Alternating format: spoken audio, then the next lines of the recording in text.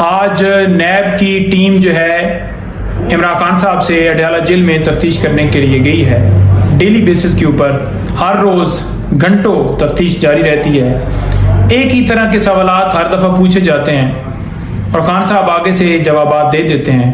اس کے باوجود سمجھ نہیں آ رہی کہ یہ کیا اپنی مرضی کا بیان لینا چاہتے ہیں. ایک شخص سے جب پوچھا جاتا ہے کہ آپ یہ بتائیں اس حوالے سے ہم آپ سے پوچھنا چاہتے ہیں کوئی سوال بھی, تو وہ آگے سے جواب دے دیتا ہے. تو پھر جواب کے بعد تو بات ختم ہو جاتی ہے. لیکن ایک ہی بات بار بار کر کے تو کیا یہ مقصد حاصل کرنا چاہتے ہیں؟ تمام دستاویزات عمران خان صاحب نے دے دی ہیں. نیب ہر تاریخ کے اوپر ریمانڈ لینے کی استدعا کرتی ہے کہ ہمیں تفتیش کرنے کی اجازت دی جائے. یہ ڈاکومنٹس میں سے ہیں, حالانکہ ڈاکومنٹ تمام جو ہیں وہ دے دیے گئے ہیں.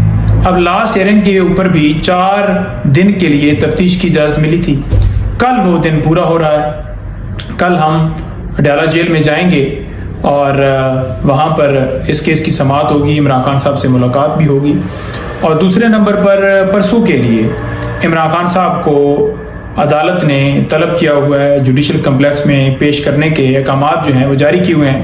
اب انتظامیہ کا کام ہے کہ سیکیورٹی کے انتظامات یقینی بنائیں اور عمران خان صاحب کو بہترین سیکیورٹی میں وہاں پر پیش کیا جائے تاکہ کیس آگے بڑھ سکے.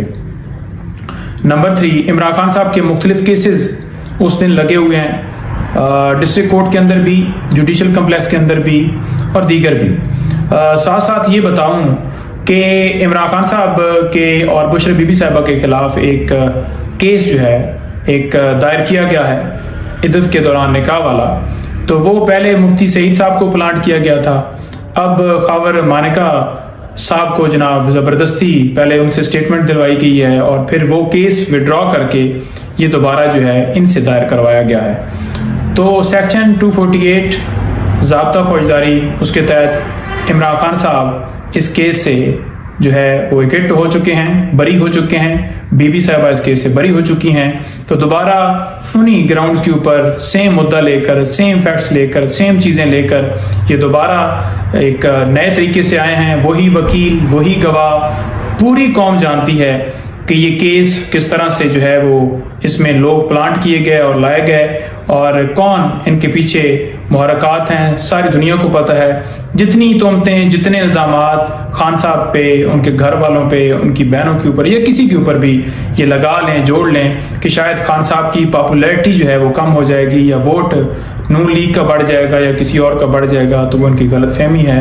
قوم جانتی ہے سچا لیڈر ہے, بہادر لیڈر ہے, قوم کے لیے وہ قربانی دے رہا ہے اور ان تہمتوں سے کوئی فرق نہیں پڑتا. بہت شکریہ.